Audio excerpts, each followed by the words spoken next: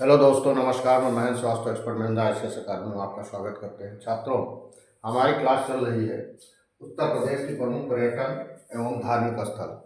पर्यटकों के बारे में बताया जा रहा है और धार्मिक स्थलों के बारे में बताया जा रहा है। आगे क्रमशः बढ़ते हुए हम आज आपको बताने जा रहे हैं उत्तर प्रदेश प्रमुख ऐतिहासिक स्थल, जो अभी छत्र तक हमने आपको बताया था। आगे क्रमशः बढ़ते हुए आलमगीरपुर जो है, ये आलमगीरपुर एक स्थान है उत्तर प्रदेश में, हिंडन नदी के तट पर है और ये मेरठ में है। सैंडो सभ्यता के पूर्वी विस्तार की पुष्टि करता है, यानी कि ये सैंडो सभ्यता के पूर्वी यानी पूर्व के विस्तार की पुष्टि करता है। और ये स्थल उत्तर हड़प्पा सभ्यता का भी केंद्र था, यानी कि अंत के भी आखिरी का भी सभ्यता का, हड़प्पा सभ्यता का ये केंद्र बना रहा, जो समाप्ति के पर्याय तक हड़प्पा के। यहाँ कपास उत्पादन के साक्ष्य मिलते हैं, यहाँ भी, यानी कि यहाँ पे आलमगीरपुर जो है कपास के साक्ष्य के उत्पादन मिलते हैं। सबसे इम्पोर्टेंट मुद्दा जो है, यानी कि इसका जो उत्तर है, ये सैंडो सभ्यता जो है पूर्वी विस्तार की पुष्टि करता है, यानी पूरब साइड पे विस्तार की पुष्टि करता है, यानी पूर्व की तरफ उत्तर प्रदेश के पूर्वी स्थल। और ये स्थल उत्तर हड़प्पा सभ्यता का भी केंद्र था, यानी कि जब सभ्यता हमारे हड़प्पा सभ्यता जब समाप्त प्राय के स्तर पे था, तब इसकी जो है ये केंद्र का स्तर था, यानी केंद्र था ये आलमगीरपुर। यहाँ कपास के उत्पादन का साक्ष्य मिलता है, यानी कि आलमगीरपुर जो है कपास के साक्ष्य का जो है साक्ष्य मिलता है। आगे आगरा। आगरा बहुत ही फेमस है स्थान है उत्तर प्रदेश में। यहाँ पर ये यमुना नदी के दाएं तट पर स्थित है आगरा। इसका जो 1504 ईस्वी में सुल्तान सिकंदर लोदी ने 1504 ईस्वी में सुल्तान सिकंदर लोदी ने इस नगर की स्थापना की थी और यहाँ पर अपनी राजधानी स्थापित की थी। और बाबर ने इसे अपनी राजधानी बनाया, यानी सिकंदर लोदी ने इसका आगरे की स्थापना की और बाबर ने इसे अपनी राजधानी बनाया। और ये राजधानी जो मुगल साम्राज्य की जो राजधानी थी, बाबर से लेकर के और औरंगजेब तक की ये राजधानी आगरा रही, यानी कि बाबर जो संस्थापक था, मुगल साम्राज्य का संस्थापक था, और ये इसने जो है आगरा को अपनी राजधानी बनाई और आगरा को राजधानी बनाई, और ये तब तक राजधानी रही, औरंगजेब के पीरियड तक ये राजधानी रही आगरा। अकबर ने यहाँ किला का निर्माण किया। नूरजहां ने अपने पिता एतमादुद्दौला का शानदार मकबरा निर्मित कराया, यानी कि नूरजहां ने एतमादुद्दौला का मकबरा निर्मित कराया। ये पित्तादुरा का एक पहला उदाहरण है, जो पित्तादुरा का एतमादुद्दौला मकबरा। जहांगीरी एवं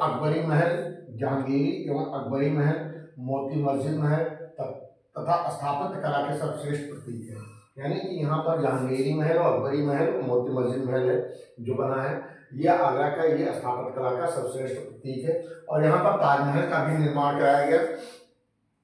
ये शाहजहां द्वारा ताजमहल का निर्माण कराया, जो विश्वविख्यात है, वो अजूबा में, सातवें अजूबा में भी आता है ये। आगे यहाँ मुगल काल में आगरा शिक्षा का केंद्र है, यानी आगरा जो स्थान है, मुगल साम्राज्य जब था तो ये औरंगजेब और बाबर और जितने भी इसके शासक रहे, यहाँ पर मुगल काल का आगरा का शिक्षा का केंद्र रहा। और ये यहाँ समीपवर्ती क्षेत्रों में नील की खेती होती थी। यहाँ पे आसपास, आगरा के आसपास जो है नील की खेती भी होती थी। और सभी यूरोपीय यात्रियों ने, जो भी यूरोपीय यात्री आए, जैसे राल्फ फिच, वर्नियर आदि ने आगरा के वैभव की प्रशंसा भी की। इन्होंने यूरोपीय यात्री आए, यात्रा किया और यहाँ पर आगरा है, तो राल्फ फिच और वर्नियर जैसे प्रसिद्ध लेखक जो हैं, इन्होंने आगरा के वैभव की प्रशंसा की थी। यानी कि ये कौन कौन आया और किसने वैभव की प्रशंसा की, तो ये राल्फ फिच और वर्नियर ने आगरा के वैभव की प्रशंसा की। आगे कन्नौज स्थान है आगरा में। इसका प्राचीन नाम कानकुब्ज था और कानकुब्ज है प्राचीन नाम। और इसे द जियोग्राफिक टेलमी में महाभाष्य, जियोग्राफी द टेलमी और महाभाष्य पंतजलि द्वारा लिखा हुआ, यानी द जियोग्राफी टालमी द्वारा लिखा गया। ये जो पुस्तक है द जियोग्राफी, ये टालमी द्वारा लिखा गया था पुस्तक, और महाभाष्य पतंजलि द्वारा लिखा गया था। तथा सभी प्राणों और महाभारत एवं चीनी यात्रियों, यानी कि सभी प्राणों में और महाभारत में भी और एवं चीनी यात्री जो है फायान वेनसांग की यात्रा विवरणों में कानकुब्ज के बारे में जानकारी प्राप्त होती है। कहने का मतलब ये है कि जो कालीकुब्ज है इसका नाम कन्नौज है, अब इस समय वर्तमान में कन्नौज नाम है। इसकी जो जानकारी प्राप्त होती द जियोग्राफी में और महाभाष्य में और सभी प्राणों में और महाभारत में इसका जानकारी प्राप्त होती है कन्नौज में, जो कालीकुब्ज के नाम से है। और चीनी यात्रियों ने भी, चीनी यात्री जो आए यहाँ पर और उस चीनी यात्रियों में फायान और ह्यूसान जैसे प्रसिद्ध यात्री जो इन्होंने यात्रा विवरण में इसकी बहुत ही प्रशंसा की, कालीकुब्ज के बारे में इनकी जानकारी दी। और हर्षवर्धन के समय में कन्नौज वैभव के बारे में भूरी भूरी प्रशंसा की। कौन? ह्वेनसांग ने। ह्वेनसांग ने हर्षवर्धन का जो समय था, उस समय हर्षवर्धन शासक हुआ करता था, ये कन्नौज का इसके केंद्र बिंदु हुआ करता था। और ये वैभव, इसके बारे में इतना बड़ा वैभव था कालीकुब्ज उस पीरियड में और कन्नौज के बारे में, ये ह्वेनसांग यात्री जो आया इसने बहुत ही भूरी भूरी प्रशंसा की।